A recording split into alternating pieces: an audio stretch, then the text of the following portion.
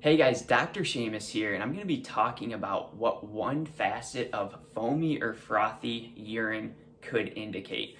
And we got to be careful here that we don't throw this into a blanket category where it's just one thing and that's it, because we got to figure out, is this honestly just the speed at which the urine's hitting the toilet? Is it a state of dehydration where it's more concentrated?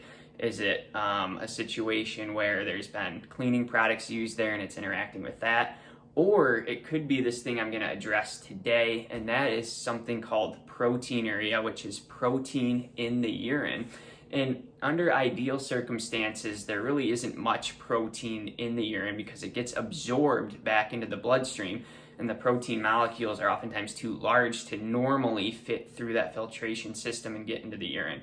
So if there is, it could be a state where there's any kind of kidney damage or dysfunction, or just too much, just high dietary protein intake and consumption. But in any case, when there is high protein, it can lead to things like GI issues and constipation, diarrhea, as well as even it can be very taxing again on the kidneys, on the liver, on the heart, can cause even bad breath, weight gain. So many things can come on. So we want to optimize the amount of protein intake. And there's a really good test for this that measures filtration capacity and how well the kidneys are filtering the blood, called a urine albumin to creatinine ratio. So that can be a good test that can measure for this. But I would say if you are someone who notices that frothiness and that foaminess in the urine, you can just make sure you're not dehydrated and that there's proper just hydration status in the body, as well as optimizing protein levels and protein intake.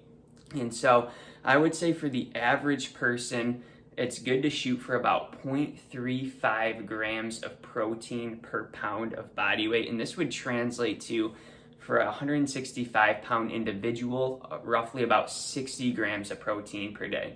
And so I would recommend really tracking this macro and this protein consumption, because it can be really easy for it to just add up and get to excessive levels that can bring on all those other negative symptoms.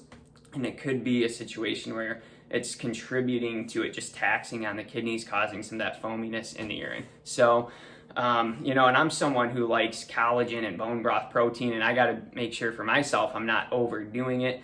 And so that estimate there of the 0.35 grams of protein per pound of body weight, again, it's an average. You might be higher than that, you might be lower based on activity levels and different things.